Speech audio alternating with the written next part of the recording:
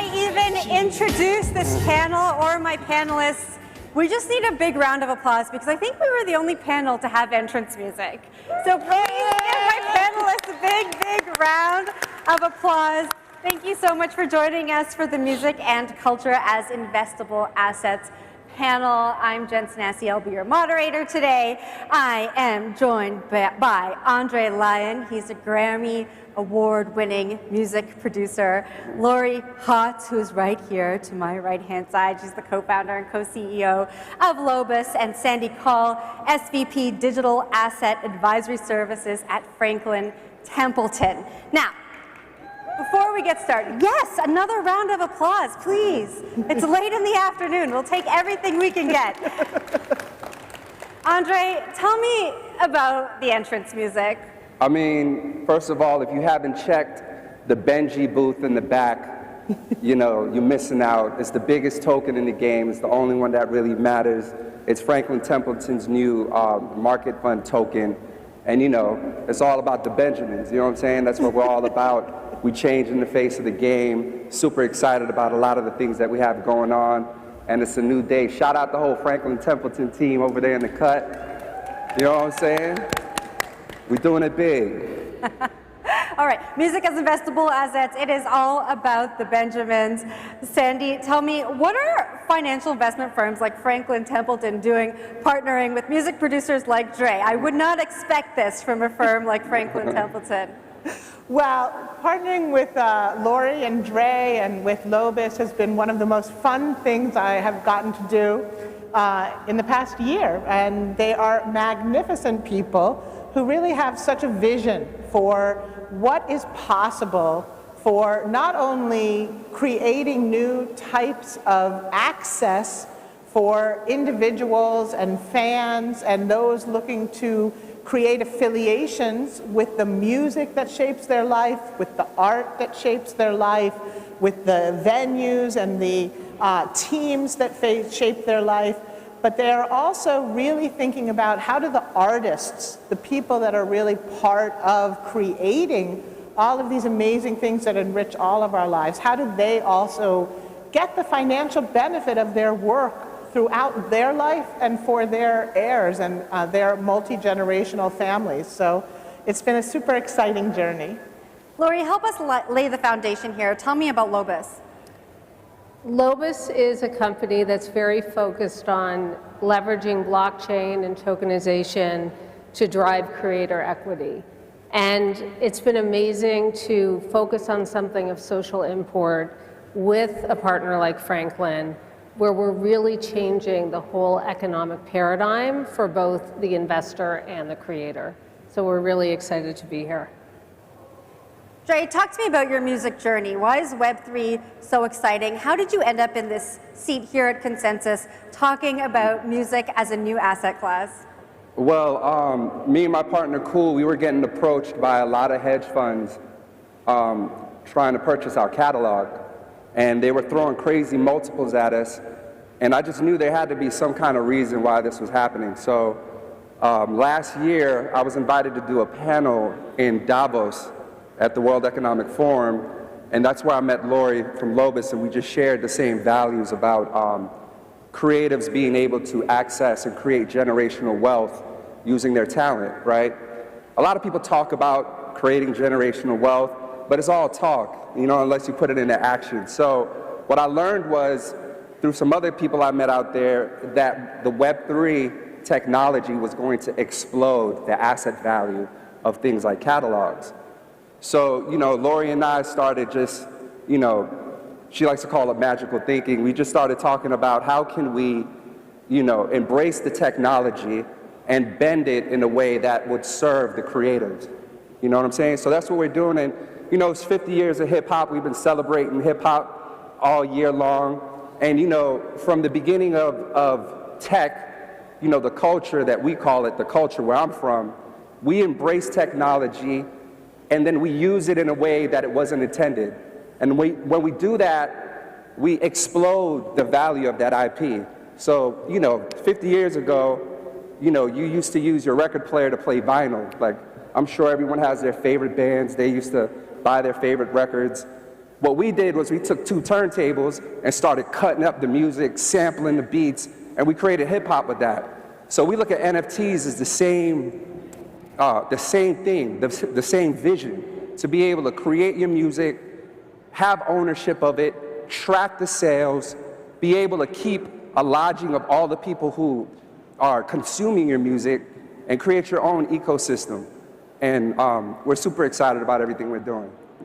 Now, anyone on the panel can answer this question, but I want to unpack that generational wealth element a little bit more. The music business has traditionally been very extractive, right? And I don't think we often think about this generational wealth piece. Lori, tell me a little bit more about that conversation that Dre's talking about. Yeah, I mean, I think this is so fundamental to us and to Franklin Templeton and the other collaborators, because the fund or the investment vehicle that we're thinking about has all of the incentives aligned. And that means that the artist stays connected to the value of their asset. The artist is part of the general partnership and participates in the carry. And when I worked on Wall Street for a long time, you know, I saw bankers get bonuses, I saw bankers get salary, but the way that they created generational wealth was through the carry. So it's very important to us that the creators participate in that way. And thirdly, this is so great for the investor because not only do they get access to a counter-cyclical asset, but it's enhanced with the experience of the creator. So we're very excited about this investment opportunity. Now, Franklin Templeton's formal line on what we're talking about here is that these cultural products are exploring how blockchain is integrating with assets in the cultural arena and how we can bring those asset investment experience to clients. Talk to me about these experiences. Yeah, so the first thing to think about is that when you think about most retail portfolios today, they're really comprised primarily of equities and bonds. And there is an entire movement that institutions have had over the past 20 years into alternative asset classes that have delivered outsized returns for these big institutions, but the kinds of funds that are being created are not available to retail.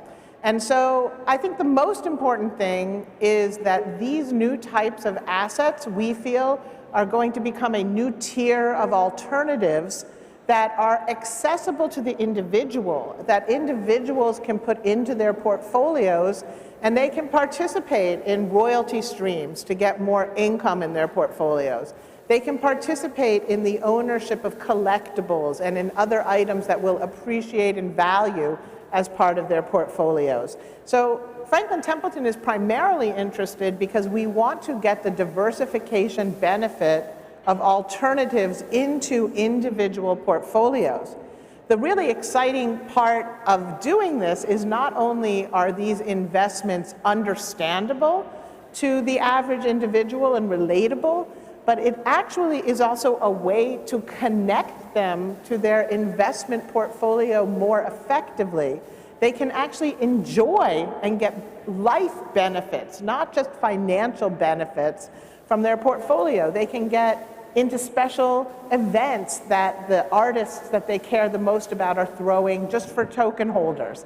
They can get special posters or special promotional materials. They can get special seating at shows. So the investment portfolio is not only diversified, but these new tier of cultural asset alternatives actually give the individual more enjoyment in their life. So we think it's an amazing new space that's emerging. You know, I think we understand the experience piece when we talk about NFTs. It's something that kind of comes hand in hand with NFT collections these days. But the financial piece is what's interesting here. Can you talk to me a little bit more about that? Do investors get a cut of royalties? Or tell me a little bit more about what's going on the financial side. Yeah, so we're already seeing some experimentation with this. So we wrote about in a piece that's available that you can download as an NFT at the Franklin booth. We have a research piece out that talks about that Rihanna, the producer of Rihanna's music, put out an NFT that entitled the NFT holders to 0.0033% of the royalty pool of that Rihanna song from 2015.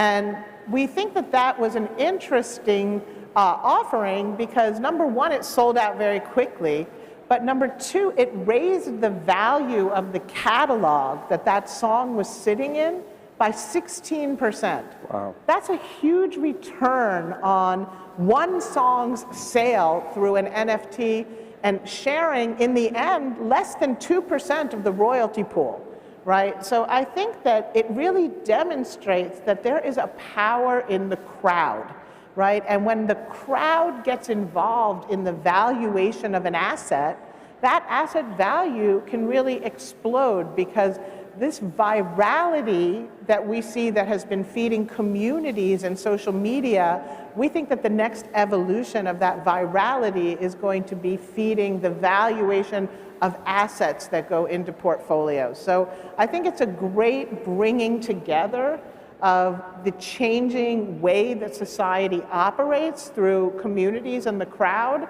with the people that really inspire the crowd and the financial benefits that can flow between them. Just to add to what Sandy said, I think the NFT boom was such an awakening, both for the creator and the investor. From the creator's perspective, my partner Sarah and I, we come from the art world. We're used to artists earning 30 cents on the dollar, and very famous artists that we're all familiar with, dying penniless. And I think we understand that artists have leverage, and I think blockchain, NFTs, is a way for them to affect that leverage. NFTs enabled them to go directly to their communities without a lot of friction. It allowed them to generate secondary royalties or revenues. And I think from the collector's perspective, they understand now that a token can be culture. And they can experience it, and they can feel ownership, and they have a relationship with the creator. So I think the NFT boom was very essential in the progression, of this. Sandy, good job on not saying the title of that Rihanna song. I was like, are we gonna have to get the bleeper out and bleep? I don't know if we're allowed to swear at the conference, but Trey, tell me, when you hear what both of our other panelists have just said, from an artist's perspective, what are you reflecting on when it comes to the business model of the music industry? Are you excited for what's ahead? I'm excited for all the new artists that's coming up. This new generation of artists, they're so independent. They can create music in their bedroom now. They could shoot their own videos on their iPhone. They could upload their music to all the DSPs. They really don't need anyone to get in the middle of them and their dreams and passions, right? So now what we're creating is a fair opportunity to take their art and use it as an investable asset so they can create some real wealth instead of going down the road I had to go through with signing, crazy contracts and stuff like that. And, our friend Alexis last night, she was talking about, a lot of people compare what's going on in the NFT space and blockchain and everything to the internet boom. But she said, which I thought was brilliant, she said, it's more like the Industrial Revolution is what's happening right now. And it really is, you know what I'm saying? And thankfully, we have forward thinkers, brilliant women like Sandy here, Lori, Sarah. You have courageous CEOs like Jen that's willing to embrace what's going on. Even though some people might not understand it, you have to be able to know that this is the future and, step out on faith and common sense. Because, the kids are all on it. You know what I'm saying? So that's what we're here to do. We know that there is a synergy happening between culture and finance. I'm living proof. I'm at Consensus on stage with Franklin Templeton right now. This is some new shit that's not supposed to be happening, right? So it's hip hop, right? It's happening. And, we just happen to be amongst the first people to recognize it. And we want to amplify it, accelerate it. And, we're going to be the ones to make it all happen. So, this is a pivotal time that we're living in. So, keep an eye on what we're doing. And can I add one thing to what Dre is saying? So I come from a traditional financial background. So for me to be on stage with someone like Dre is super exciting to me. But But what is really intuitive to me, coming from a traditional financial background, is when we think about a hedge fund or when we think about a private equity fund, we think, does the manager of that fund have alignment with its investors? Does the manager of that fund have their own money in the fund? Do they have their own future staked in this fund? Because knowing that there is this alignment between the manager of the fund and the investors of the fund really inspires a lot of confidence that this is going to be a very successful business venture. And what I find so exciting about the potential of using these new tokenization vehicles to think about how do you put together an investment portfolio is that the creator, the person who understands the music, has alignment with the people buying into that royalty pool, because now they are going to continue to benefit. They're going to continue to see the value of their portion of that pool go up because they are aligned to the investors. So they're going to promote their catalog more. They're going to add to their catalog more. They're going to really look for opportunities to really highlight that catalog in any way that they can because it matters to them in the future. And I think that has been missing from what has been happening with a lot of, I would call, Web2 attempts to invest in these assets. And just to piggyback on that, I think not being disintermediated from the value and the upside is critical. And I think the thing that Dre and I talk a lot about, and we've discussed too, is the community lift. So now, you have incentive to increase the value of your portfolio, but you also know a lot of other people, other creators who may want to participate, which honestly, we know this is so right-minded because the response has been so overwhelming from both the creator and the investor. And other creators can now think, oh, who do I want to invite into the fund? And what other opportunities can I, garner to increase their asset values? So we're also very excited about the lift of the community. Lori, you said earlier, that artists get the tokenization piece. Do they actually, what's the gap that we need to fill to get artists to understand what we're talking about on the stage today? I mean, honestly, I think artists are the first movers. I think they really understand it. I think for a lot of artists, the existing system does not work. And I think part of the appeal of working in this realm is that this is a new system, it's a new opportunity, there's transparency, there's clarity, they understand who's purchasing what they're selling. So I think that this is a new paradigm that is gonna work better for them than the existing paradigm. And Dre, you can, Yeah, I think, I live in Miami, and I can remember 2020, the huge crypto boom that happened down in Miami. And it's like crypto, I learned about crypto working in the studio with a female rapper. And she brought her friends that are, dancers at the strip club. They're in the studio, and they're all on their phones, and I see these graphs. And I'm like, what are y'all doing? And they're like, oh, I got my Bitcoin, I got my Ethereum. And it was like alien. They were speaking a foreign language to me. So when I started looking into it, with the boom that happened, it made me interested in investing. And I think what, just crypto and blockchain is it's like a gateway drug for people to want to invest. Because you start buying things, you see it go up and down, and it's a great way to learn, right? Just a good entry point. And then you combine that with NFTs and what that does for an artist as far as ownership is concerned. I think once we create a platform that can combine the aspects of social media platforms like a TikTok, easy things that the kids love to see, and you combine that with like a Robinhood, something just easy to invest, and you put that together, I think it's going to be very, very, it's going to blow up. You know what I mean? Because I know I'm a fan of certain artists, and I invest a ton of money in the things that they're doing. And I don't get nothing back from it except the fact that they're my favorite artists. So if there's a way to buy something from my favorite artist and then receive something in return, like, you know, I might get closer seats at the next show. I might get a discount on merch that I was gonna buy anyway. I might get a video, a premiere video that's not coming out for another 2 weeks, but because I'm like in this club of fans that, you know, buy the NFTs or whatnot, I get to see this exclusive video before anyone else. You know, we just have to create the platform to make it easy for people to do. And, Right. you know, that's what we're doing. How are artists perceiving crypto and NFTs after the fallout of FTX?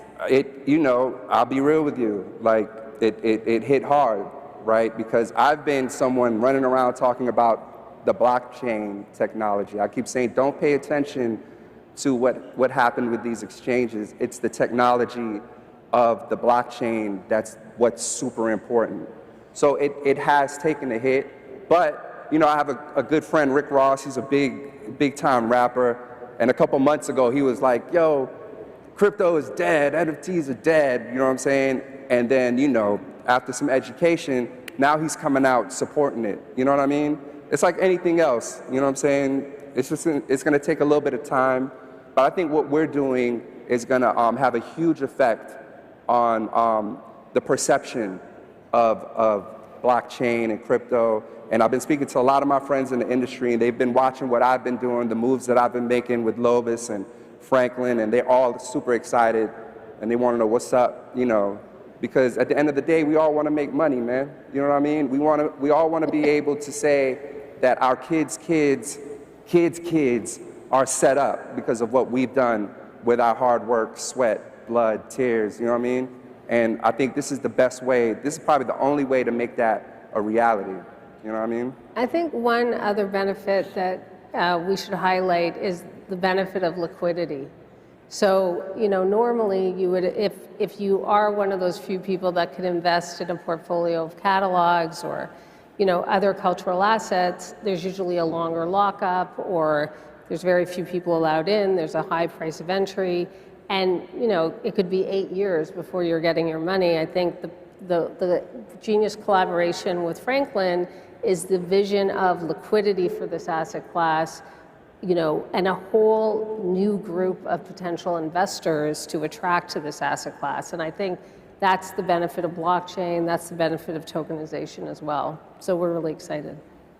And I think that investing enthusiasm that Dre talked about, the accessibility of what's happening with crypto and what's happening with NFTs, I think that the openness of the ecosystem and the ability to bring everyone in is such a critical component, because for a lot of years, people treated investing and asset management as something that was very exclusive. It was almost like a club, right? And I think that the sharing of the access to this is really opening up opportunities, but it's also educating people.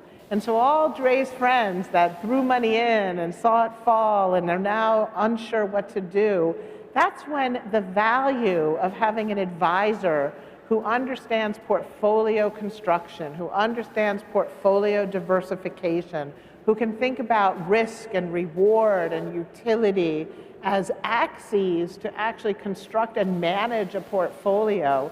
This is when these worlds start to come together to not just bring people in, but to lift people up, right? And I think that that's the next phase that we're heading to, is there's so many tokens, there's so many assets, there's so many new types of NFTs coming out that it can become very overwhelming and hard to understand where to go.